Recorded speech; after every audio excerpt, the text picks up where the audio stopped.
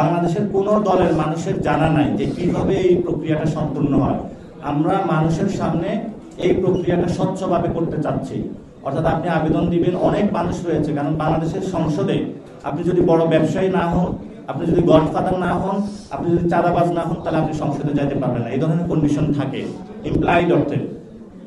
কিন্তু আমরা সে দুর্বৃত্তায়নের জায়গা থেকে বেরিয়ে আসলে যারা স্বচ্ছ এবং সমাজের আলেম সমাজ, সমাজের নারী সমাজ এবং সমাজের শ্রদ্ধেয় যারা ব্যক্তিবর্গ রয়েছেন, যারা কমিউনিটি লিডার রয়েছেন, আমরা তাদেরকে সংসদে নিয়ে যেতে চাই। যারা আইন প্রণেতা রয়েছেন, বিজ্ঞ আইনজীবী রয়েছেন, আমরা তাদেরকে নিয়ে যেতে চাই।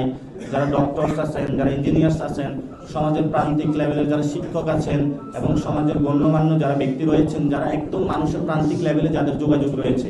অর্থাৎ কিছু মানুষ রয়েছেন, আমরা যেটা দেখি পার্লামেন্টে, তারা শুধু দলের প্রতিনিধি করে। আমাদের আজকের যে জিনিসটা আমরা বলতে চাচ্ছি যে আমরা কোনো দলের প্রতিনিধিকে মনোনয়ন দিতে চাই না, আমরা জনগণের প্রতিনিধিকে মনোনয়ন দিতে চাই এবং জনগণের মনোনয়ন দিয়ে জনগণের ভোটে আমরা তাদেরকে পার্লামেন্টে পাঠাতে চাই। এটাই হলো আমাদের জাতীয় নাগরিক পার্টির উদ্দেশ্য এই প্রসেস শুরু করার।